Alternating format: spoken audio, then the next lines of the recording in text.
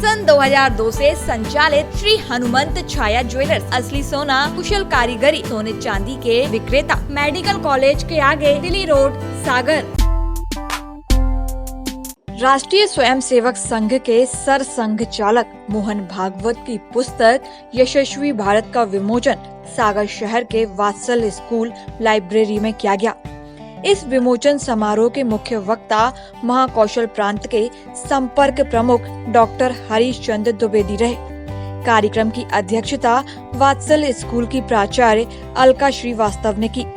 इसके विशिष्ट अतिथि आदर्श संगीत महाविद्यालय के सचिव सुभाष कंड्या रहे। दीप प्रज्वलन के साथ समारोह की शुरुआत हुई। पुस्तक के स्वागत भाषण के साथ इसके बाद पुस्तक यशस्वी भारत का विमोचन किया गया। राष्ट्रीय स्वयंसेवक संघ एक ऐसा अनूठा सांस्कृतिक संगठन है जिसके लाखों कार्यकर्ता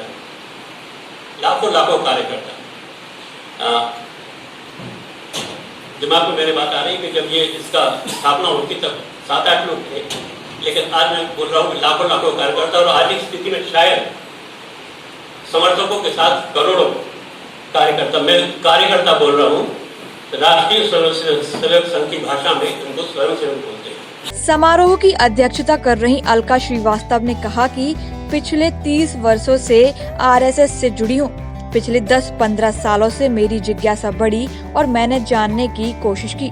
आज जब पुस्तक का विमोचन कर रहे हैं तो मुझे वही बात फिर याद आ रही है। अगर हम सोचें कि कोने कोने तक किसी भी तरह का मैसेज आखिरी कोने तक पहुंचाना चाहते हैं जिसमें आरएसएस की नीति बात हो, तो यह संभव नहीं है। हम व्यक्तिगत तौर पर पहुंच आखिरी व्यक्ति तक पहुंच सकते हैं, लेकिन इस पुस्तक के द्वारा यह संभव हो सकेगा कि हम उस लास्ट कोने तक, आखिरी पंक्ति तक बैठे हुए व्यक्ति तक जहां हम नहीं पहुंच सकते, यह पुस्तक वहां तक पहुंच सकेगी और हमारे यशस्वी भारत के सपने को पूरा करने में एक कदम आगे और बढ़ाएगी। और हालांकि मेरा स्वयं का बहुत ज्यादा, क्योंकि ये हम सब जानते हैं कि राष्ट्रीय स्वयंसेवक संघ एक पुरुष प्रधान संगठन है और उसमें मेरा बहुत कुछ उनसे जानना संभव नहीं था, परंतु मेरी स्वयं की जिज्ञासा और आजकल के इंटरनेट का युग, इस संचार क्रांति के युग की बदौलत ये संभव हो सका कि हम सब, आप और हम भी बहुत कुछ उससे पढ़ सके, समझ सके। पुस्तकें बहुत सारी उपलब्ध हैं जिनसे हम आरएसएस और उसके सभी जो रिलेटेड उसकी संस्थाएं हैं, सभी के बारे में हम बहुत कुछ पढ़ सकते हैं, जान सकते हैं। क्या उनका क्या हिस्ट्री थी, क्या उनके कार्य हैं, क्या उनके कार्य क्षेत्र हैं। जैसा अभी डॉक्टर साहब ने बताया, हर क्षेत्र में आरएसएस के कार्यकर्ता, जिनको स्वयंसेवक कहते हैं, वो पूरी लगन के साथ लगे हुए हैं। जैसे डॉक्टर साहब ने बताया कि चाहे वो शिक्षा का क्षेत्र हो, चाहे चिकित्सा का हो, चाहे राजनीति का हो, चाहे मजदूरों का हो, छात्रों का हो, कोई भी क्षेत्र है, उसमें आरएसएस के स्वयंसेवक बहुत लगन के साथ लगे हुए हैं। और जितना भी मैंने समझा इस संगठन को, उसमें से बहुत समय ना लेते हुए, क्योंकि बहुत सारी चीजें बारंबार कही जाएगी, मैं सिर्फ इतना कहना चाहूंगी कि कुछ चीजों ने बहुत मुझे आकर्षित करा। उनकी जो पूरी फिलॉसफी है आरएसएस की, उसमें से कुछ चीजों ने मुझे बहुत आकर्षित किया। और उनमें से पहली ये थी कि they talk about the concept of emotional integration.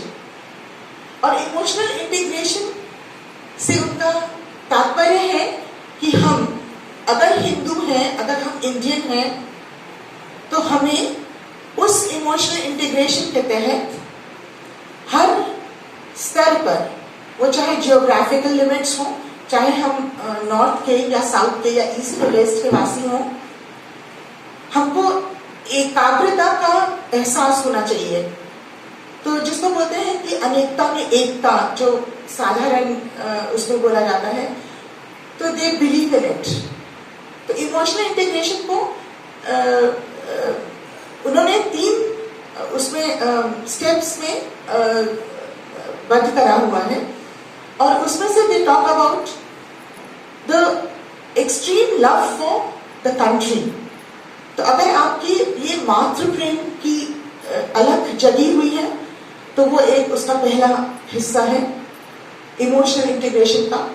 दूसरा है कि हम सब में आपस में भाईचारे की भावना हो, जिसको फ्रेटर्निटी भी कह सकते हैं, और फ्रेटर्निटी के तहत हम सभी उन देशवासियों को अपना भाई माने। तो that fraternity is very important. और तीसरा स्टेप जो उन्होंने समझाया है वो है कि हम इस देश की जितनी भी परंपराएं हैं, ट्रेडिशंस हैं, वैल्यू सिस्टम्स हैं, उसके समाज के जितने भी पहलू हैं, उनको हम सबको अपने में समावेश उनका कर सकें। और अगर ऐसा होता है तो इन 3 स्टेप्स को उन्होंने इमोशनल इंटीग्रेशन का एक नाम दिया है। और बहुत अच्छा लगा मुझे जाना। पिछले 30 वर्षों से मैं जुड़ी हुई हूँ आरएसएस से, लेकिन पिछले 10-15 वर्षों से मेरी जिज्ञासा ज्यादा बढ़ी और मैंने जानने की कोशिश की। और आज जब हम एक पुस्तक का विमोचन कर रहे हैं तो मुझे वही बात फिर याद आ रही है कि अगर हम सोचें कि हम हर कोने कोने तक किसी भी तरह का मैसेज, वो आज हम आरएसएस की बात कर रहे हैं, अगर हम चाहते हैं कि हम आरएसएस राष्ट्रीय स्वयंसेवक संघ की नीतियों के बारे में, उसकी फिलॉसफी के बारे में, अगर हम उस आखिरी कोने तक पहुंचना चाहते हैं तो ये संभव नहीं है कि हम व्यक्तिगत तौर पे वहां पहुंच सकें। लेकिन इस पुस्तक के द्वारा ये संभव हो सकेगा कि हम उस लास्ट कोने तक भी, हम अंतिम पंक्ति में बैठे हुए व्यक्ति के लिए, हम उस कोने में जहां हम व्यक्तिगत रूप से नहीं पहुंच सकते, ये पुस्तक पहुंचेगी और हमारे यशस्वी भारत के सपने को पूरा करने में एक कदम और आगे बढ़ाएगी। जय श्री। विशिष्ट अतिथि सुभाष कंड्या ने कहा कि राष्ट्रीय स्वयंसेवक संघ को समझना हो तो इस पुस्तक का अवलोकन जरूर करें। साथ ही उन्होंने बताया कि यशस्वी भारत की परिकल्पना की जरूरत क्यों पड़ी। मेरा भारत महान, मेरा भारत कैसा हो, भारत की समस्या समाधान कुछ भी हो सकता था, लेकिन जब मैं इसकी गहराई में गया तो मुझे इतिहास में पीछे लौटना पड़ा। कैसे कि हमारा भारत हजारों साल से एक विश्व गुरु की भूमिका में रहा है। सामर्थ्यवान, संपन्न, बुद्धि संपन्न, हर दृष्टि से संपन्न। फिर क्या हो गया, कहाँ फर्क आ गया कि आज हमें एक ऐसी बात करने को विवश होना पड़ा, यशस्वी भारत हमें फिर चाहिए। वो कहाँ हो गया था? इन कारणों का विचार हम थोड़ा सा भी अगर हम करें तो कुछ गिनती के कारण हमारे इस पराभव के नजर में आए। पहली बात तो ये कि भारत में गणराज्य तो थे लेकिन राष्ट्र नहीं था। हम हिंदू तो थे लेकिन हमारी जाति अलग थी, हमारे संप्रदाय अलग थे, हमारा खान पान अलग था, हमारे आचार विचार अलग थे। और यही वो कारण थे कि जिसके कारण से विदेशी आक्रांताओं ने हम पर बड़ी सरलता से विजय पाई। मुख्य वक्ता डॉक्टर हरीश चंद्र द्विवेदी ने कहा कि राष्ट्रीय स्वयंसेवक संघ की स्थापना 1925 में हुई थी, जिसका उद्देश्य भारत को हिंदू राष्ट्र बनाने का था और रहेगा। इसका एजेंडा बिल्कुल साफ है। हिंदू को लेकर विष्णु पुराण में भी श्लोक है जिसका उन्होंने वाचन कर महत्व समझाया। इसके साथ ही उन्होंने पुस्तक की भी विस्तार से समीक्षा की। तो वास्तव पर संज्ञकों को तो थोड़ा हम बाद में करेंगे। हिंदुत्व के बारे में एक थोड़ी विष्णु पुराण में एक श्लोक है, उत्तरम यत् समुद्रस्य हिमाद्रश्च दक्षिणं वर्षतद भारतः नाम भारतीय संतति। ये संज्ञ ने लिखा है। ये मोटे मोटे तौर पर यहाँ विज्ञ लोग बैठे हुए हैं, 5122 वर्ष पूर्व इतिहास के कालखंड में, सृष्टि की रचना में 5000 वर्ष का कालखंड कुछ नहीं है। हमारे और आपके लिए है जो 100 वर्ष की जीवन अधिकतम जीते हैं। लेकिन जब सृष्टि की रचना के बारे में हम विचार करते हैं तो सृष्टि की अवधि जो है विष्णु पुराण में उल्लेख है कि करीब 4 अरब वर्ष की है, 4 अरब वर्ष की। उसमें हमारे यहां जब मांगलिक कार्यक्रम होता है तो एक संकल्प मंत्र होता है।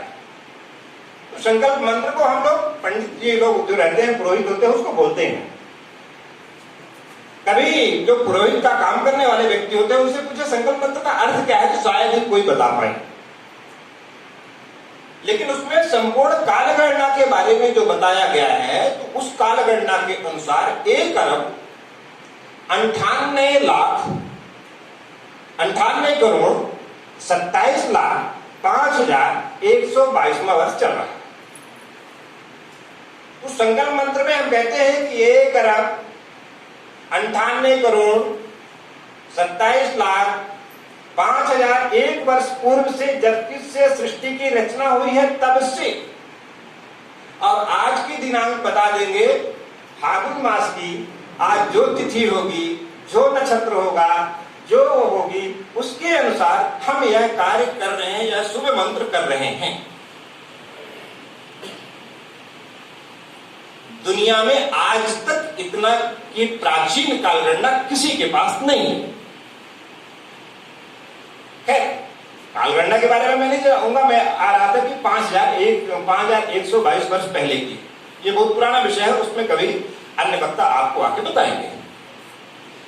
तात्पर्य यह हुआ कि करीब 2 अरब वर्ष के आसपास इस पृथ्वी का कालखंड समाप्त हो गया। 5001 सन 2002 से संचालित श्री हनुमंत छाया ज्वेलर्स, असली सोना, कुशल कारीगरी, हंसमुख स्वागत, सोने चांदी के आभूषणों के निर्माता, हार एवं चूड़ी, वेंदी, करधन, पायलों की हजारों वैरायटियां एवं चांदी की मूर्तियां और बर्तन, राशि रत्नों के विक्रेता। एक बार हमारे शोरूम में अवश्य पधारें। हमारा पता है मेडिकल कॉलेज के आगे, तिली रोड, सागर, SCJ ब्रांच 2, सराफा बाजार, सागर।